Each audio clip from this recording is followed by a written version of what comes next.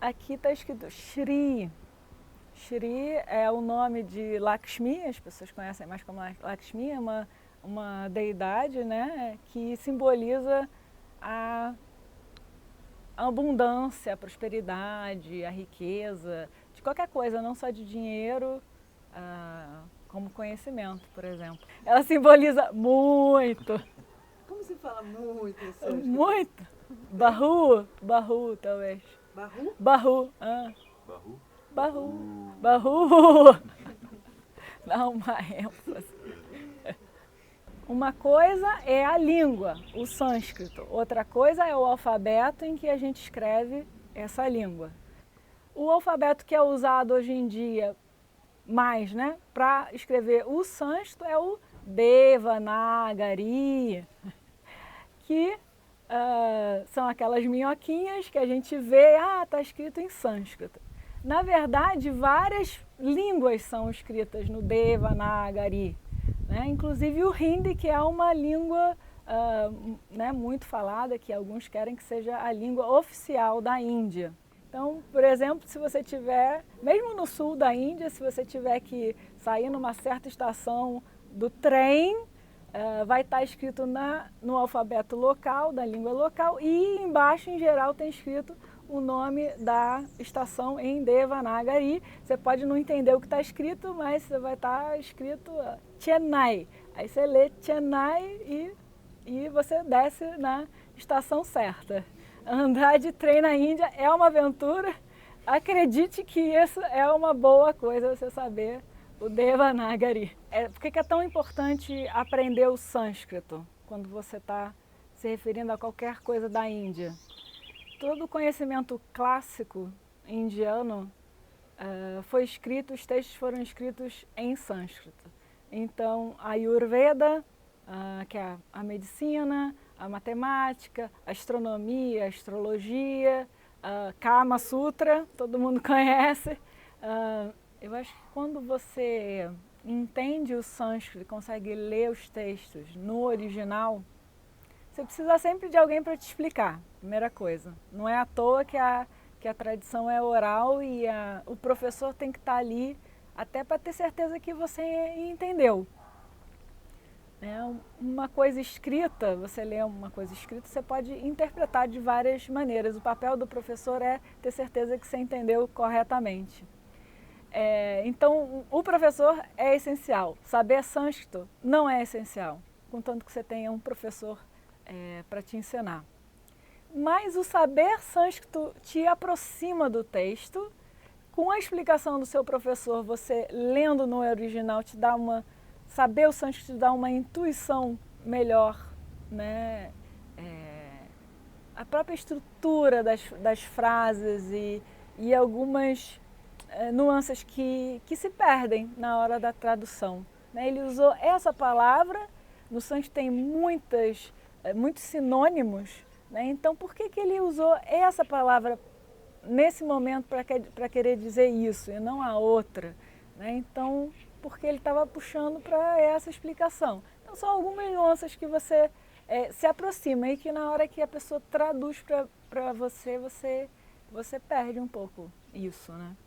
Então é importante, assim como se você está estudando filosofia ocidental, você precisa saber alemão ou francês, enfim, é aquela língua daquele conhecimento. Tem outras vantagens, além desse contato mais profundo com os Vedas, com os escritos todos, seja lá qual for, que foram escritos no sânscrito, que inclusive saiu esse ano passado, uma pesquisa científica, um neurocientista que fez, especificamente com os pandits, né, com os estudiosos do sânscrito, aqueles que têm uma coisa diária de cantar os mantras, de memorizar, e ele viu que algumas partes do cérebro ligadas às funções cognitivas e a memória curta e a memória longa, estavam ali maiores nessas pessoas. Então, dá uma turbinada no seu cérebro em geral para você aprender outras coisas, como matemática, como ciência. Então, inclusive uma escola britânica que ensina, é obrigatório as crianças durante alguns anos aprender o sânscrito. Eles viram que isso ajuda elas em outras matérias, né? Além do Devanagari, a gente aprende também a escrever o sânscrito no nosso alfabeto, alfabeto latino, alfabeto romano. Para isso, a gente precisa fazer algumas modificações, colocar algumas marcas diacríticas ou diacríticas, que são umas barrinhas ou uns acentinhos, uns pontinhos, e então a gente faz uma transliteração. Não confundir com uma tradução, uma transliteração para facilitar a leitura, né? Essa transliteração é uma convenção. Existem várias convenções, várias transliterações possíveis. Eu ensino aquela que é a mais comum, que é a mais usada. Existem outras possíveis.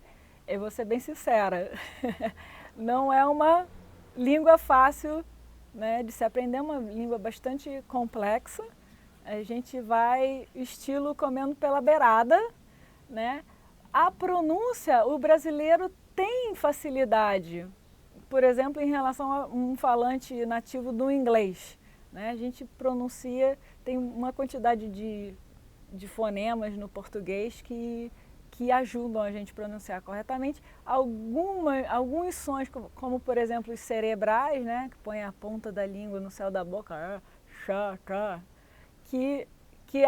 os alunos ficam até meio inibidos, né, de falar. Não, tá todo mundo falando, tá todo mundo aprendendo, né, não tem nada de errado. Mas é um lugar da boca que você não está acostumado a botar a ponta da sua língua,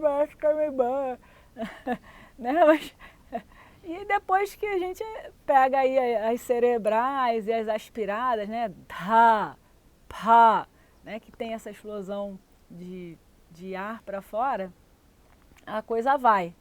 A gramática realmente leva anos para se aprender, não é uma coisa... a frase que eu mais ouço é: quanto tempo que dura o curso? Né? Muitos anos. Eu sempre falo, sânscrito é para o resto da vida. Né? Você vai estudar mesmo, né? Vai adquirir vocabulário, vai para o resto da vida. É um estudo constante. Eu continuo estudando e tudo isso. Outra vantagem de se escrever em Devanagari é escrever bilhetes amorosos em segredo para ninguém ler em português.